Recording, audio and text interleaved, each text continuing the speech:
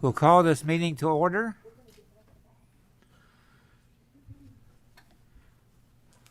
First, I'm going to call on Representative King for a prayer.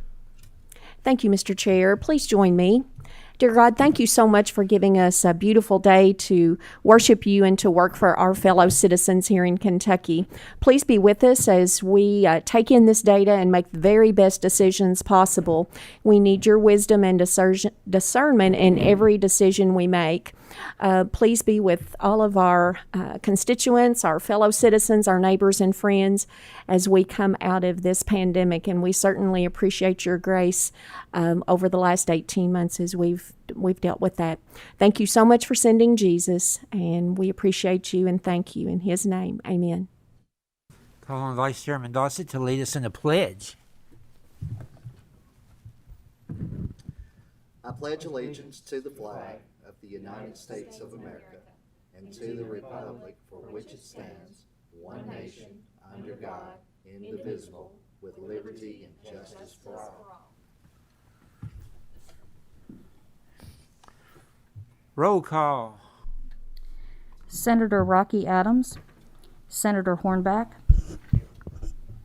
Senator Parrott, Senator Webb, Senator Westerfield. Here from Crofton. Thank you, Senator. Representative Brown, Representative King, Yes, in the room. Representative Pratt.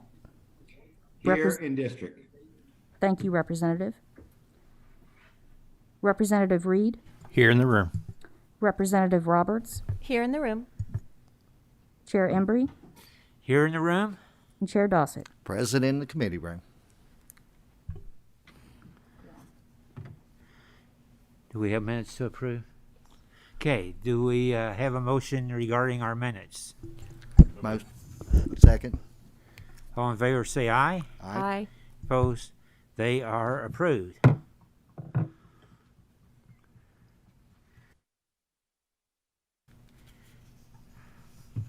Okay, let's hear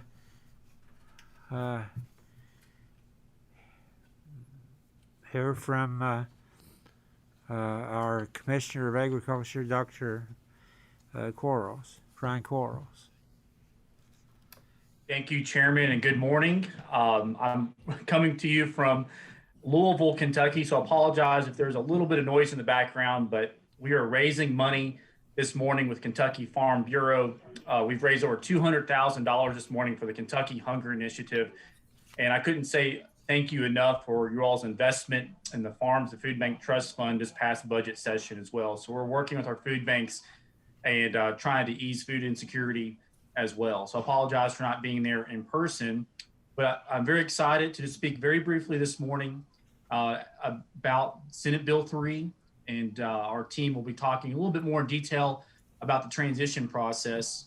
But upon enactment of Senate Bill 3, which was passed this past session, we are committed from day one to having a smooth transition with no disruption in services of both the Ag Development Board and its sister organization, the Ag Finance Corporation. We're using this time to meet individually with staff from the Kentucky Office of Agricultural Policy, which is the new name, Kentucky Office of Agricultural Policy, to figure out if there's ways for us to improve the organization during this transition period. So we like to say we're kicking the tires and checking the oil on what is already a transformational organization. We're working through a lot of different issues, from things as from computers to furniture, where we might be locating KOAP in the future. And the first thing I want to say this morning is a big thank you to the hardworking staff of KOAP. They're doing a great job with making sure we have no disruption in services. We also want to let you all know that this board and the funds that you all have preciously allocated, with 50% of tobacco settlement money being reinvested in agriculture, has not gone unnoticed. During the course of the fund, when you add in the matching at the farmer base, $1 billion has been reinvested into Kentucky agriculture in the big four, new projects, et cetera. But one exciting piece of news that later this summer, we will eclipse $100 million in loan portfolios through the Ag Finance Corporation. And so that's the legacy item of these funds, is that we have a strategic asset that no states have, not only a grant-making organization, but also a growing low-interest loan portfolio that focuses on new and beginning farmers. We have 700 loans out there right now. So this morning, I'm going to keep my comments very brief. I do have two announcements that we have two new board members that we've appointed onto the Ag Development Board. One is Brenda Paul from Bourbon County. She's a strong female leader in agriculture, runs a beef cattle operation, but has tobacco roots as well. Another appointment is Suzanne Cecil White from Owensboro, another strong female farmer. Her family grew tobacco all the way up until last year, but they have diversified with a strong greenhouse operation, an agritourism operation, and she is the biggest watermelon farmer in Kentucky. So we're so glad we have both of these two appointees. And if you notice, they're both females, they're both farmers with tobacco roots, and they're both alumni of the Kentucky Ag Leadership Program, which tobacco funds helped in part fund as well. The last announcement I have today is the person sitting in front of you in person, and that is the new Executive Director of the Kentucky Office of Agricultural Policy, Brian Lacefield. Last Monday, we made the appointment to put him into this position, and he has been well received around Kentucky agriculture across the state. Today is his third day on the job, so you know that he's going to be an expert on everything KOAP. But we couldn't have picked, in my opinion, a better person. That he has a strong financial background working for banks. He worked for some prominent agribusinesses in Western Kentucky as well. He is an alumni of Western Kentucky University, has 2 master's degrees in agriculture, has worked in extension a little bit, but most recently served as the state executive director of the Farm Service Agency during the Trump administration. And so under his leadership, he led 300 plus employees during unprecedented times, a lot of federal programs being implemented across the state. We work hand in glove. So we're so proud to have Brian Lacefield in this position. Warren Beeler couldn't be happier that we have such great talent serving Kentucky in this position. And so, Mr. Chairman, if it's okay with you, I will wrap up my remarks and hand it over to our new Executive Director of the Kentucky Office of Agricultural Policy, Brian Lacefield, as he leads an amazing team of employees. Thank you all so much.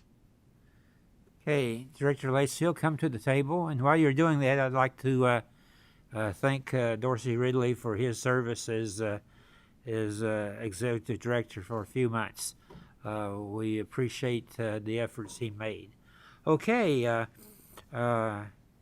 Director Lacefield, we're going to turn it over to you. Now, we know who you are, but the way we do this, everyone identifies themselves for the record, so be sure to do that. And I'm glad as a hilltopper to have another hilltopper in a position of leadership. So proceed with your presentation. All right, thank you, Chairman Embry, Chairman Dawson. Pleasure to be here. Turn on his mic. My name is Brian He Lacefield, needs to turn on his mic. capacity as the Executive Director. Be sure to turn on your mic. All right. There you go. All right, how is this now? Is that loud and clear? And for those joining remotely, hopefully you can hear as well. Well, I will repeat what I said again to identify myself. I'm Brian Lacefield. I'm here serving in the capacity as the Executive Director of the Kentucky Office of Agriculture Policy.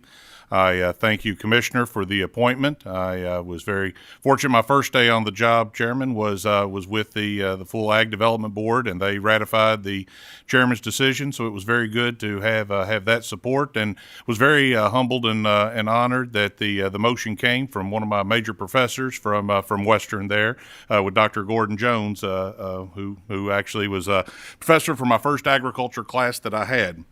But I am very excited about this opportunity and very excited to be with you all here today in person. It's great to be back in normal as we're getting to normal and seeing folks and having this interaction. I'm a longtime roots with this organization. The commissioner did a good job giving a real quick recap of my bio. I thought I might do that for the benefit of the committee, just to know a little bit about what I have done in agriculture, as well as what I've done with this organization. But I grew up in Western Kentucky. I can claim about 4 hometowns, Chairman, and one is Chairman Dossett's district there with Christian County, and Senator Westerfield as well. See his smiling face there. But I grew up in Caldwell County, Princeton, Kentucky. My parents were first generation off the farm. My father's a retired extension professor with the University of Kentucky. Spent 42 years working with forages, both in Kentucky and internationally as well. So I grew up with ties to the family farms that Chairman, I now own all the farms back in Ohio County in your district there. I've got farms in Rockport and Centertown, Kentucky that are still active and partnering with a local farmer there. But had the opportunity to head off to Western as an 18-year-old, trying to figure out what you wanted to study, and I took a class under Dr. Jones that my dad suggested I take just to help me learn to study, not necessarily trying to point me to agriculture. But under that class, a switch was flipped, and agriculture became my love and my destination. So I did stay to Western to get a second degree, master's in agriculture. Then went to the University of Florida and picked up another master's in agriculture economics. And while completing my formal education, my real education began when I accepted a position to come back to Kentucky, and Chairman Dossett there was hired by a board of directors in Hopkinsville to serve as the Pennyroyal Farm Analysis Extension Professor with the University of Kentucky's Farm Business Management Program. Now that farm, where I worked with about 50 large commercial operations in 7 counties there in western Kentucky, that began my real education as I was able to get in and start working with these operations and seeing what worked and what didn't work and how things were going on. And during this time, commodity prices were extremely low in our row crops, which were a large portion of the ag receipts for the farmers I was working with. And I began really to pay attention to ag policy and looking at our federal programs and our state programs at what we were going through and looking at, and realizing that so much of farm net income comes from the programs that we administered that I had in the federal level, and then programs such as these that we're working on right now. I was fortunate to still be working with the University of Kentucky Farm Analysis Program during the tobacco buyout in 2004. And I often don't spend a lot of time thinking about my tie selection when I'm getting ready of a morning. The last time I put as much thought in a tie as I did today was when we were hosting Secretary Perdue to Kentucky. And I thought I needed to put a tie on that had some type of showcasing to Kentucky. So I was getting ready this morning, and I saw this tie hanging in my closet. And I thought, I'm going to wear this today because I think it is symbolic for where we're at right now with the passage of Senate Bill 3, to where we're looking at both some new territory, but still tying to the heritage and the success of what got us to this point.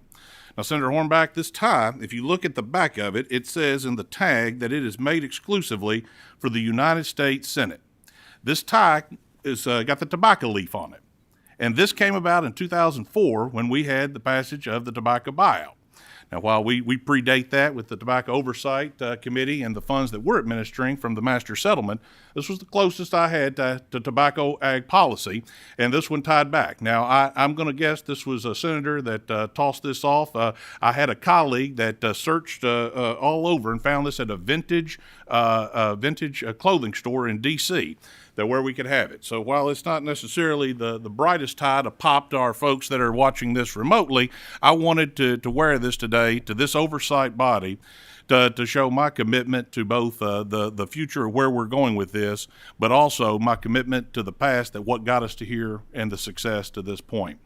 Real quickly, to my experience with the Kentucky Office of Ag Policy, and tying back to my bio, I ended this time with the time at UK right at 2006 as the buyout was fully coming aboard, and we were funding all these, and went to a community bank and started working with Planters Bank in Hopkinsville, Kentucky, and there's where I met Bill McCloskey, and Bill and I worked together in I think 2007 to do my first participation loan with the Kentucky Ag Finance Corporation. And at this time, we were seeing a transition. We were also seeing a lot of younger producers getting tobacco contracts on their own, and we're needing to invest in infrastructure. And we ended up doing a lot of programs together under this infrastructure program. I then left Planters Bank in 2012 and went to work for Hopkinsville Elevator, and I spent 4 years as the CFO of their farm retail store, and as well as running their crop insurance business, and then doing a lot of government liaison work with the ethanol plant, and really enjoyed my time there with ag policy. Had another opportunity to go back into banking, this time as the market president at F&B Bank in Trigg County. My very first, outing in that capacity, Bill, was over at a joint ag finance and ag development board meeting at Land Between the Lakes, and Bill was congratulating me on my position. He said, Trigg County is a county that we have not bubbled in yet on our map. We have not done a Kentucky Ag Finance project in Trigg County. So that became my mission, was to find one that we could work on, and we found a very unique beginning farm loan program that we were able to take on. I thought that was where I was going to stay in banking in my career there at that location, until I had a phone call that was kind of career and life changing, offering the appointment for the Farm Service Agency back in October of 17, and did involve a relocation across the state, and enjoyed the time working for the Trump administration, and as the commissioner made a comment, some very unprecedented times, getting to go through 3 government shutdowns, a global pandemic, and a new farm bill. And we administered over $1 billion in this 3.5-year period to farmers.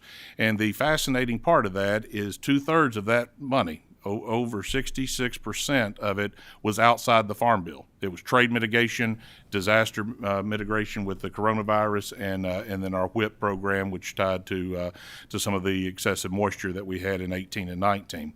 So this was a very unique time, very necessary time for Kentucky farmers, and I was thankful for the opportunity to serve. I'm equally thankful for this opportunity, and just want to pledge my commitment to the commissioner, to the board, to the General Assembly, and specifically to this Oversight Committee, that I will be in a capacity with full transparency, and want to open an open line of communication. So welcome any calls, any inquiries, or anything that we can do to exchange information from our agency back to this body. And with that, I will stop. I will allow Bill to talk about some of the projects that we have going on right now. Chief of Staff Rogers is on his way. He got held up, but he will be in, and we can, between the two of us. Oh, Keith has made it. All right. Well, then we can actually bring Keith up now and talk a little bit about the transition. Keith has been running point on the transition, and as I've said, I've been here now 3 days. Well, we don't have the third day in the book yet, Representative King, so we're working on it, but Keith will be able to talk a little bit more First, specifics. I have a question from Senator Parrott. Yes, sir.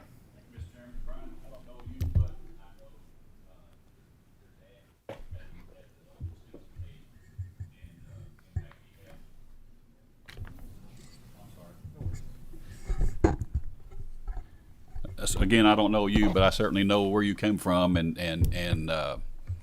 your dad, who was I was a ag agent, and that what an impact that he made in his career. So you come from good stock. So we're glad to have you. Thank you.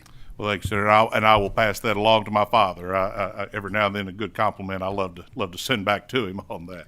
I have a question from my Vice Chairman, Representative Dossett. Thank you, Mr. Chairman, and it's not a question. I just want to share with the committee. It's been a pleasure and an honor for me to have gotten to know Brian there in Hopkinsville. I know how dedicated he is to agriculture, but I also know, even more importantly, he's dedicated to his family. And as we move forward in agriculture, we have young people who that's a part of their heart is to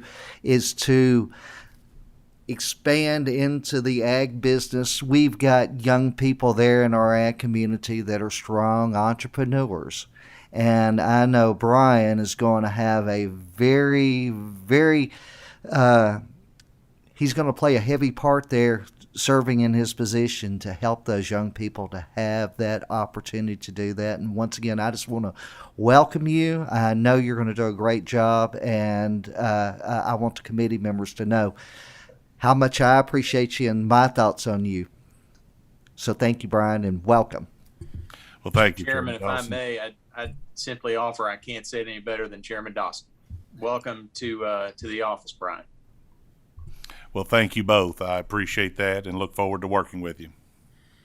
Keith, identify yourself for the record and proceed with your presentation. Thank you, Mr. Chairman. Appreciate it very much. I'm Keith Rogers, Chief of Staff at the Kentucky Department of Agriculture for Commissioner Quarles. Thank you for the opportunity to be here today, and I apologize for being late, but I have to admit I was going to be late, but then I had to stop and visit with some of Frankfurt's finest policemen on the way, so I will divulge my reason for being late. I apologize. So that's what you get for speeding, Brian. Remember that. I know you were. I appreciate it, and in full transparency. But thank you all very much for the opportunity to share some of the transition. I'll be short today, but be more than happy to answer any questions that you may have now or after the meeting. But let me just open by saying that we have been diligently at it for about a month. If 30 days ago I would have told you this is my goal, this is where we would be with the transition, I'm pleased to report to you today that we are a solid 30 days ahead of schedule of where I thought we would be. The transition has gone very well. It's gone very smooth. To give you some ideas on the timeline, of course, Senate Bill 3 was enacted on March the 12th. On March the 15th, Commissioner and I sent to Dorsey Ridley and Bill at that point a list of questions and information that we needed to begin that transition process. They readily began to work to develop the answers and gather that information for us as we began the conversations that week.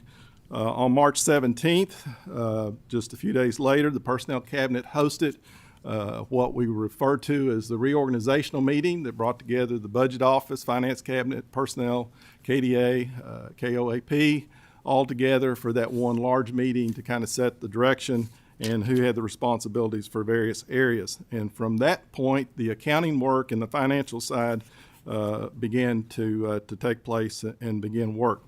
Personnel were officially moved from the governor's office to the Kentucky Department of Agriculture the week of March the 22nd. So that was a very quick move in the realm of personnel. We did have to create some positions to move them to, as in the personnel cabinet, the positions that they set in were governor office only positions. And so, but the move of personnel staff to KDA was completed the week of March 22nd. On March 31st, Dorsey Ridley left the agency as his executive director and joined the Economic Development Cabinet, for those that were not aware of that. So from April the 1st through April the 15th, I acted as the signature authority and the person overseeing the office operation during that time, along with the transition. Throughout this past couple of weeks that I've talked about here, we were in the process of setting up new accounts with KDA and with Bill Hearn, who's our fiscal officer.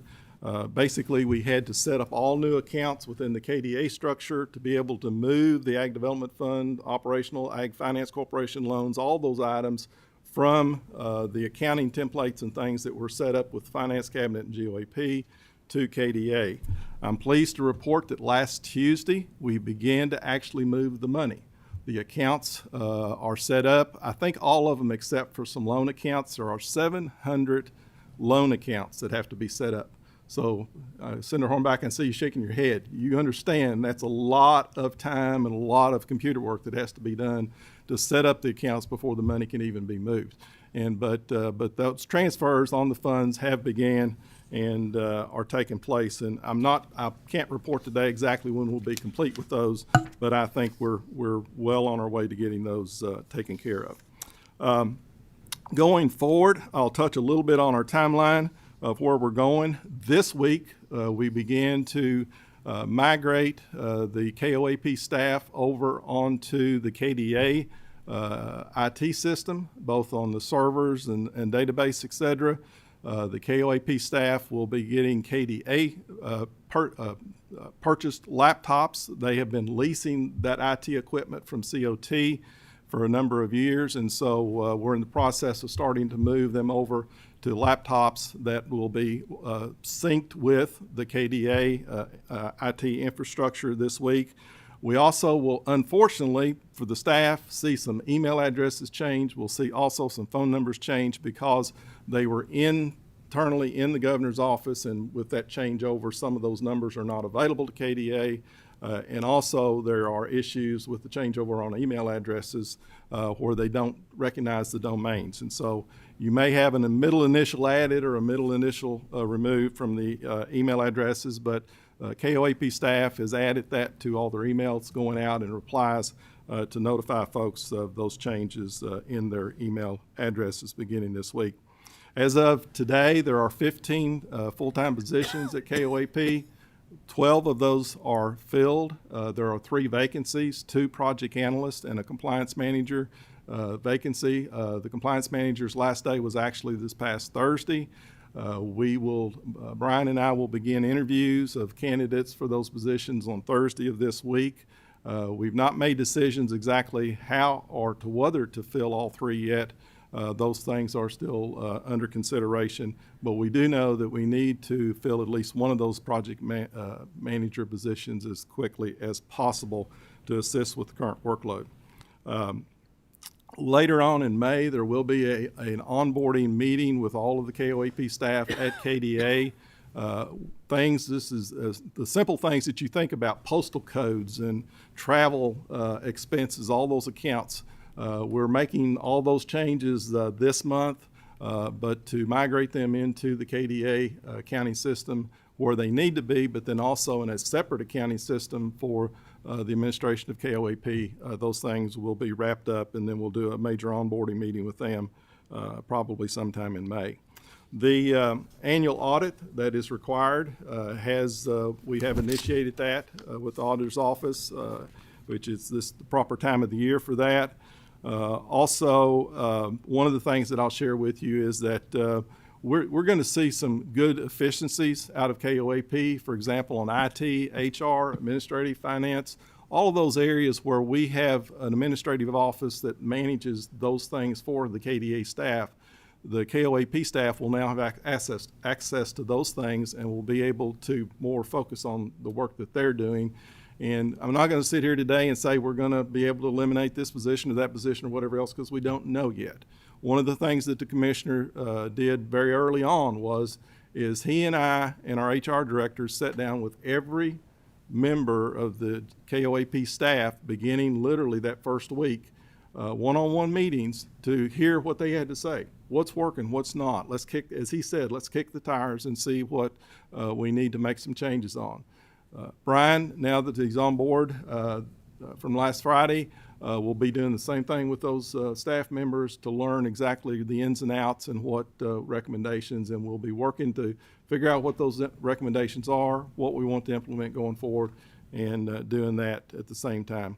I'm assuming that the commissioner mentioned Suzanne and Brenda. Correct. Okay, I won't go into that. Of course, there's 2 new board members, and But Mr. Chairman, I'll stop there, but again, be more than happy to get into other questions or details if there are specific areas that they want to know about.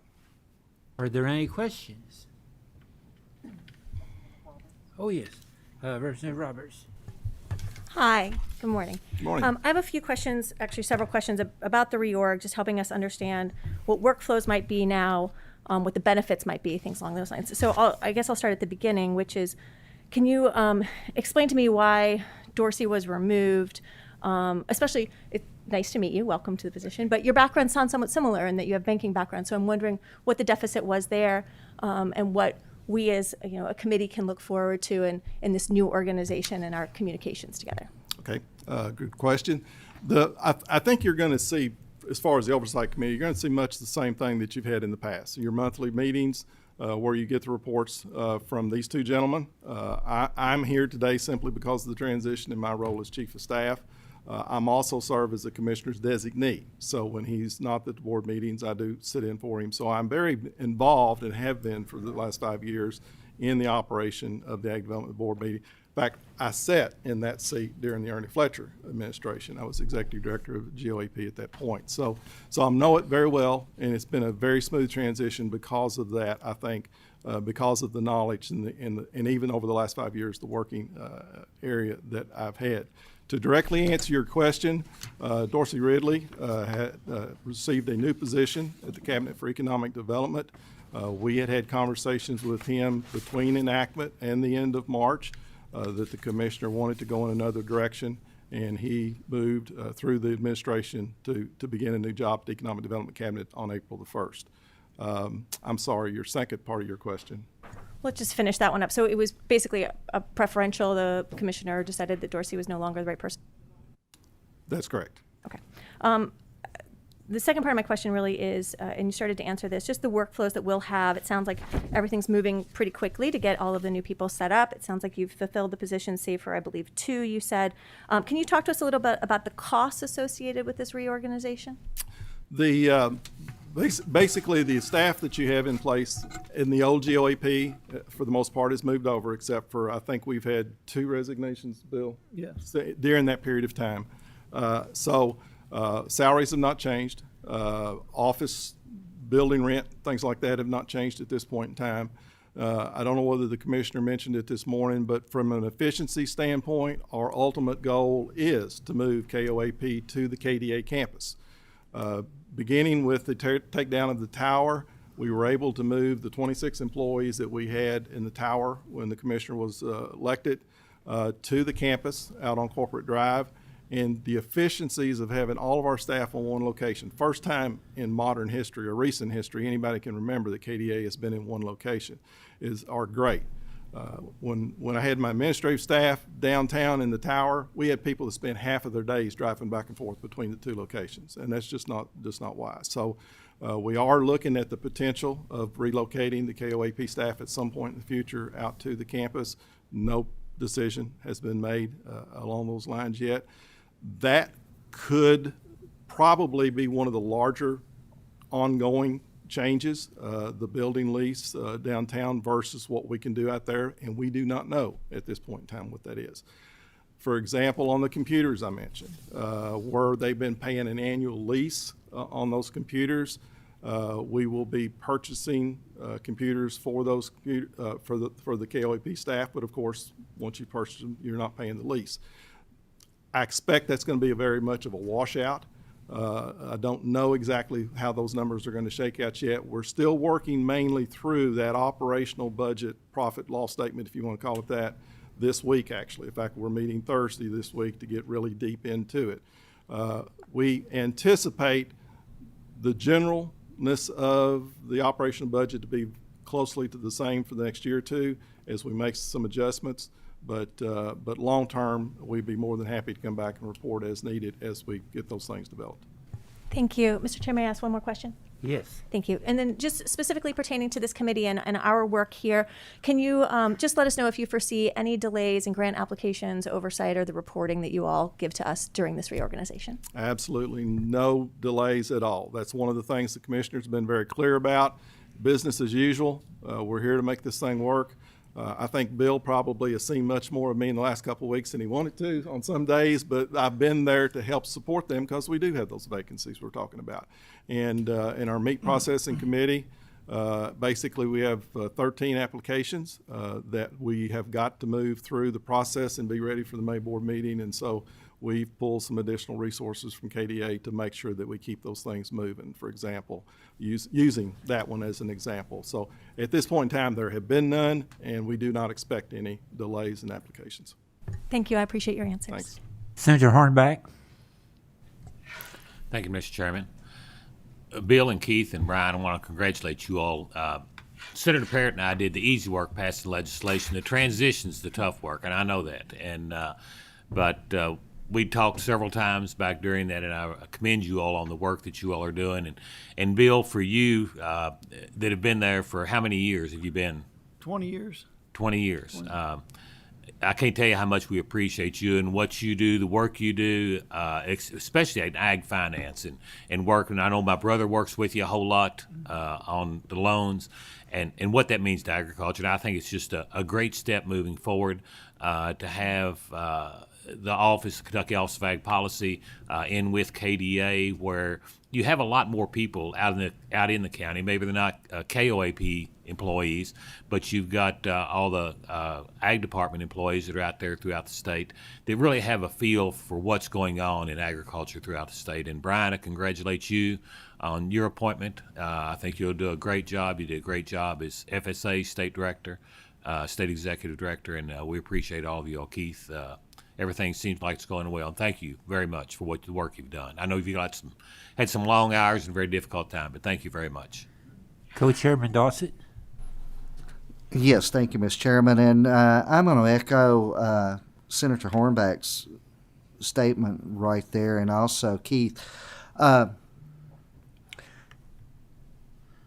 With the Department of Agriculture, that's going to be a great asset there for the Office of Ag Policy as far as disbursement and working through these loans into the ag community. Am I not correct? Ask that last part again. Well, Excuse me. with the, being in-house there in the Department of Agriculture, I see this is going to be a tremendous asset for the Office of Ag Policy as far as handling the tobacco settlement dollars right there, making sure they get into agriculture in ways, because as Senator Hornback mentioned, agriculture is so diverse here across the state, and I see nothing but just a tremendous asset of being located there within the Office of the Department of Agriculture. I agree. I think it's a tremendous asset, and I think the efficiencies that can be gained, short term and long term, is going to be a tremendous move. When you think about our marketing staff, and you think about our pesticide inspectors and our gas pump inspectors, et cetera, at KDA, that network, we have, about 85 to 90 of our staff are out in the field. They work from their trucks or they work from their homes. And, that network that's out there, being able to filter that information back and forth, and also to be able to, connect someone, let's say one of our Kentucky Proud people are out working with an agritourism venue, to say, hey, let me connect you to Bill McCloskey or Brian Lacefield and let them tell you about the opportunity. But those things, they've happened before, yes, but you've not had that direct connection. And so I think you're right. The assets and the efficiencies are going to really benefit agriculture long term. And I'll just add to that too, Chairman, that I believe that we'll pick up additional synergies with our other stakeholders, with our extension folks across the state, as well as our conservation districts, having these 90 plus employees out there interacting not just with producers, but these other stakeholders are some of our best forms of advertisement and cheerleaders for the programs. Thank you. And I know just from what I have seen there locally, I know when you're thinking of agriculture, you're not thinking of just actually what's out in the field, what crops are being grown. You're looking at such a diverse market. I know with Continental Mills, located there in Christian County, and seeing how what they are manufacturing right there, which is I think they do the flour for McDonald's for their biscuits, and knowing each person that we touch out there in that area, and knowing there with the Department of Agriculture, how you're contacting, I see that just that asset of coming back to the Office of Ag Policy, sharing whenever you see something that could be something that could be promoted or another business added into the program. And that's one of the reasons why I'm really glad that it has moved there to under the commissioner. Thank you very much. Senator Webb. Thank you, and I apologize for being late. Well, we citizen legislators sometimes have a hard time, but I haven't seen Brian since he was in Greenup County at our Farm Bureau meeting, so he's no stranger to my district, and we're glad to have you. And working with these guys, I guess I feel like the elder stateswoman here, because I worked on House Bill 611 back when it was created. So I'm kind of attached to it and jealously guard it to some degree, but I've got a lot of confidence in the commissioner. I've got a lot of confidence in this team. And Brian, welcome, and it's good to see you again. Okay, I think we have taken care of our questions. Thank you for your presentation, and we're now ready for Deputy Director McCloskey to make his presentation. Thank you, Senator Embry. Bill McCloskey, Deputy Executive Director with the Kentucky Office of Agricultural Policy. As I mentioned earlier, I've had the good fortune now working 20 years in this capacity, and it's been my second tour with Keith Rogers. As you mentioned earlier, he was Executive Director and helped move the program forward, and we've continued to evolve in 20 years, and here we are today. Representative Dossett, you mentioned Continental Mills, and their flour is provided by Seymour Milling. And when they were recently looking at an expansion, and whether they were going to expand out of state or in Hopkinsville, I think we were instrumental in providing some funding. It was a $1 million forgivable loan, and then a $3 million ag finance loan as part of a $15 million project. And that loan's since been paid off, and of course you all know. Bill, move your microphone a little closer. Seymour Milling purchases most of the wheat in western Kentucky. I'm here today to give you an update on the board action at the February and March meeting. So you should have the handout for the February meeting. We'll start with page 1, update on the program. So for the February Ag Development Board meeting, you can see that they approved $623,512 for programs. And I'd like to mention Crittenden County. You notice they're listed twice, $17,808 and $24,354, because the $24,000 represents state funds that was allocated to counties. And this was approved by the board back at the end of 2019. They looked at any county that received less than $30,000 were brought up to that $30,000 level, and that calculated to be $484,000 in state money that was available to counties, mostly in eastern Kentucky and western Kentucky, that didn't have a lot of tobacco or burley tobacco history. So this has allowed some of these counties to offer cost share programs for the first time. For example, Pike County, Martin County, Floyd County are offering the CAPE program, the cost share program in those counties. A lot of interest is in the cost share program to purchase boundary fencing, Senator Parrott, boundary fencing and hay storage buildings, which are not eligible in other state programs with the Conservation District or with the Natural Resource Conservation District. So I think this has been a good investment by the Ag Development Board. It's a 2-year investment. We're going to review, evaluate the counties that receive the state funds at the end of this year and look at doing it again. I hope that the board will continue to fund, because it's just allowed us to have more outreach with these counties. We haven't had a lot of impact in the past. So a little bit about the state money allocated to counties. If we'll move on to page 2, then we did have one applicant, Green River Area Beef Improvement Group, that requested in McLean County their second request to amend their CAPE program, bringing it total to $71,480. Moving on to next page is a Patterson Butcher Shop.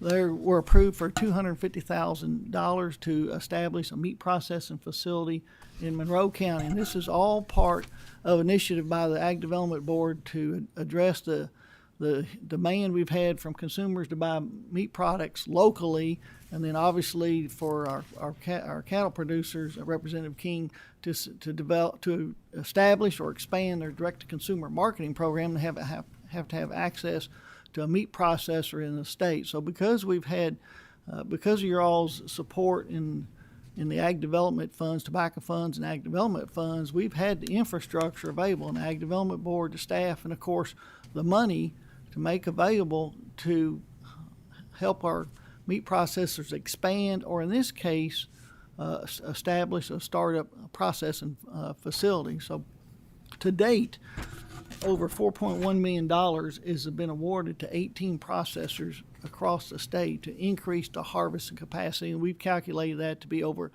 12,000 head of animals on a beef equivalent. So again, credit to the General Assembly to be able to of having the commitment of these funds for 20 years and have the infrastructure in place to be able to take advantage of this opportunity. So for Patterson Butcher Shop, they're gonna start up here in 2021. They'll be processing 7 beef and 12 hogs once they get started. And I also want to mention that we established a committee to review these applications. So they've got a little bit specialized in reviewing these meat processing applications. The meat processing expansion committee is made up of Wayne Hunt, Al Pedigo, Dr. Gordon Jones, I mentioned earlier, Tom McKee, and Bobby Forey. Keith Rogers sits on the committee as well. And then we've asked Dr. Renfro from University of Kentucky, meat specialist, to sit on the committee and help evaluate these applications.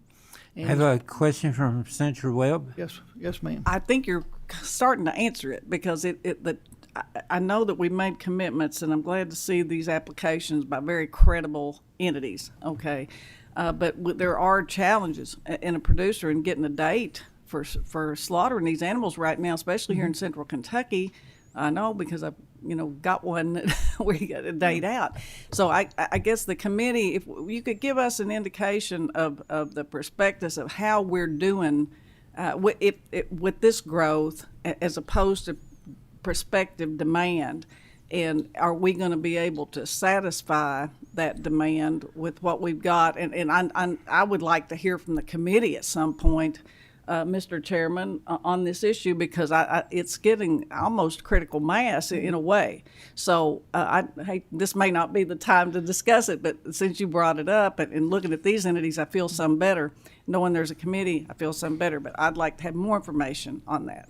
And we can provide that at the next Oversight Committee. And we currently have 13 applications right now requesting $2 million. They're working through the process. And the Meat Processing Expansion Committee I mentioned earlier will meet April the 26th, will be next Monday, to review these 13 applications and determine if they meet the requirements. And the one thing that the Ag Development Board, in looking at this and trying to address this concern, was that we want to continue to be good stewards of the money, and when we're looking at startup business, do they know what they're getting into? And as a requirement, the Ag Development Board directed staff to issue a request for proposals to hire a meat consulting expert. So we went through that process, started back in November, and that person is on board. So all these startup applications and anyone that's expanding what we call the level 3, we coordinate a meeting with this individual. He's got 30 years of experience in working in the meat processing business. He's from Georgia. His name's Bobby Pace. So we coordinate the meeting, and he sits down with these meat processors and goes through the business plan. They're also required to work with K-Card. I think many of y'all are familiar with K-Card now. They've evolved in 20 years now, being the expert on developing business plans and providing that technical support or assistance develop business plans for agriculture, agribusinesses, and farmers. So they have to work with K-Card on the business plan. Once we get that finalized, Senator Webb, then we set up the meeting with the meat consultant expert to meet with him, and then he writes up a report, recommendation, and they respond, and then we're presenting that information to the Meat Processing Expansion Committee, the members I named earlier, and then they make the recommendation to the full board. Well, I think they've done good work in these particular applicants and awards, and I mean, but I think the committee, needed to know where we are, because there's a need right now for processors, and as you say, I foresee demand continuing to grow in that regard. So I appreciate the update, and thanks for your indulgence, Mr. Chair.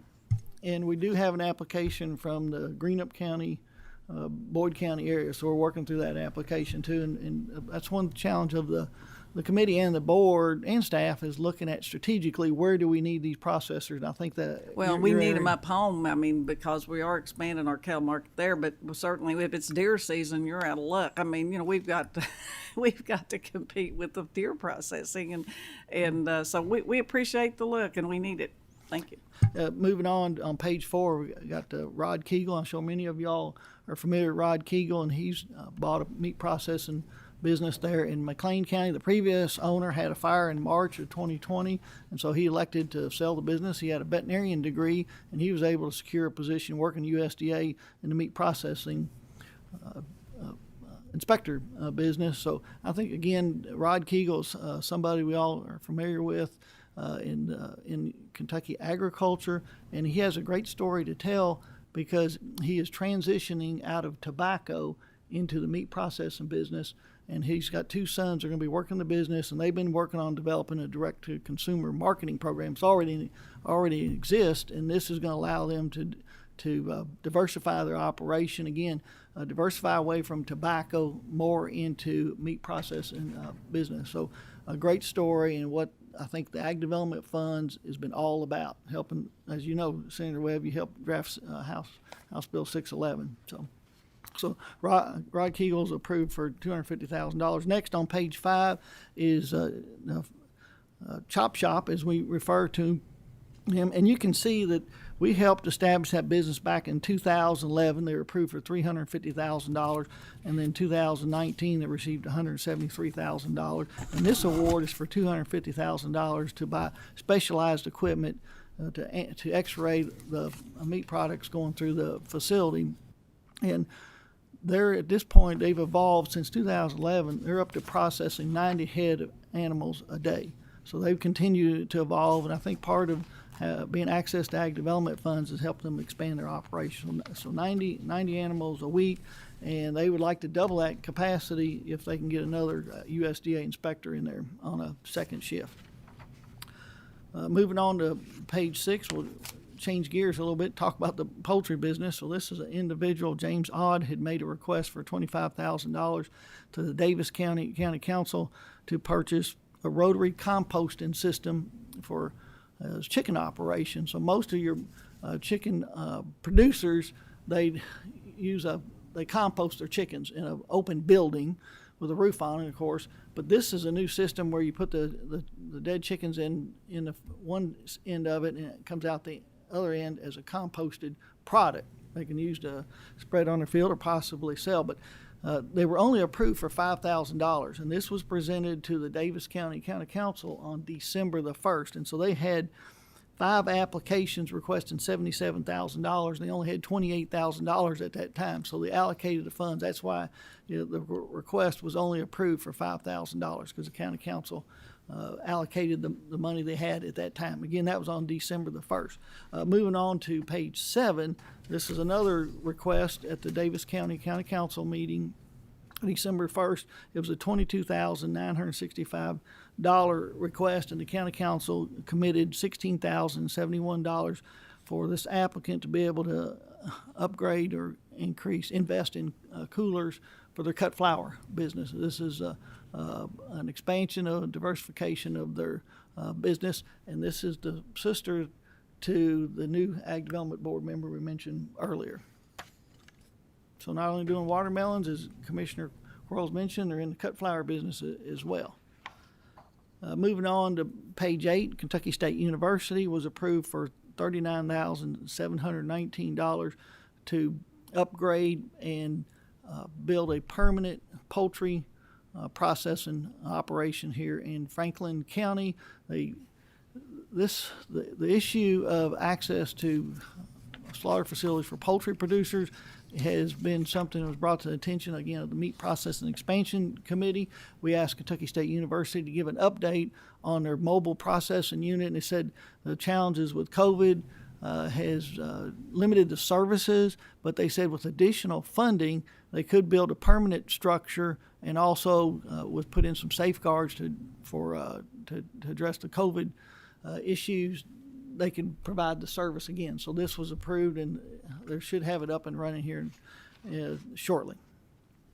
Moving on to page 9, Pulaski County 4-H Council was approved in Pulaski County funds $3,515 to build a 12 by 24 ham house. So this is something popular as more youth are getting involved. Representative King in curing hams. It works a lot better when they have their own ham house and they don't have to go to adjoining county to be able to store the hams. Moving on to page 10, you've got the University of Kentucky Research Foundation. They were approved for $75,000 to do a feasibility study on controlled growing environments. Those would be greenhouse environments. You notice this is a unique collaboration with the University of Pikeville, and the study will be conducted statewide and looking at how we can expand into the controlled environment or greenhouse operations here in the state. We're doing a lot of high tunnels. There's over 1,000 high tunnel operations, and that's just putting a hoop structure over the ground and growing produce, where obviously a greenhouse is going to be providing a heat system, controlled environment. So looking forward to seeing what this study will yield. And I think that's moving on to the next one, page 10. So page 11.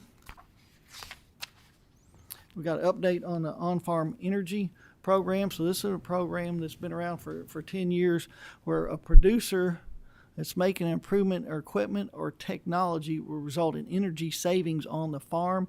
They would be eligible for half the cost, up to $10,000, and then they're required to conduct a audit or assessment of the proposal. And we ask UK to help us with that. Dr. Overholtz, professional engineer, and he provides that service for $150. So you can see why the maximum they can receive is $10,150. And one of the criteria that the committee and the board, our committee is made up of Dr. Mike Montross of the Bioengineering Department, a UK Scott Moss with the USDA Rural Development, and then Alan Goebel with the Natural Resources Conservation Service. The latter two have their own energy program, so they help us evaluating these applications. So you can see we've got 2 dairy applications, a wool, which was installing a wool project, installing solar panels. We've got 4 poultry, 1 horticulture, 1 hay and cattle operation, and then 3 grains. So a pretty diversified list of applicants receiving cost share money to incentivize them to implement energy saving practices. Any questions on the? And then we had 3 projects were not funded. The first one on page 12 was not funded because the application came in after the deadline. The applicant has received 3 different funding awards to help them expand their slaughter facility there in Pulaski County. And then on page 13, we had a request under the energy program. The payback was over 25 years, which is a minimum requirement is under 25. So they were not eligible for the program. And then page 14 is the Woodford County Conservation District requested $60,000 to help fund a technician position. And it's a collaboration between the federal government, Natural Resource Conservation Service, and the local conservation district. The Ag Development Board did not support this project because the funds were for salary position, and feel like the conservation districts have other sources of funds, from taxing districts to fiscal courts to direct funding from the Division of Conservation, which funded with the tobacco fund. So they did not support this project going forward. Yes, Senator Parrott. Bill, thank you all for doing that, because I think when you open up that can, that's a lot of money, and they've got plenty of funding sources on their own. So thank you all for not doing that. As I mentioned, they were impressed with the project and the Sure. collaboration between the agencies, but just didn't feel like this was the best use of the ag development funds going forward. So appreciate the input on. We'll report that back to the board. No questions on February. I'll go ahead and give you an update on the March Ag Development Board meeting. So we'll start with page 1, update on programs. You can see $667,924 in county money to support the CAPE program, deceased farm animal, the next generation farmer, shared use, and for Barron County Conservation District, that was a purchase of a bell wrapper. They were awarded 75% of the purchase price, and then you've got the youth program in 3 different counties there. Moving on to page 2, we've got the amendments for 4 counties that made amendments to their CAPE programs.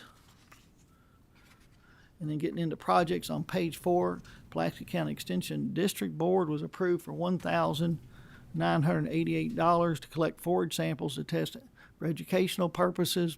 We're going to use this information to communicate and educate farmers. Their extension doing what they do best, provide education.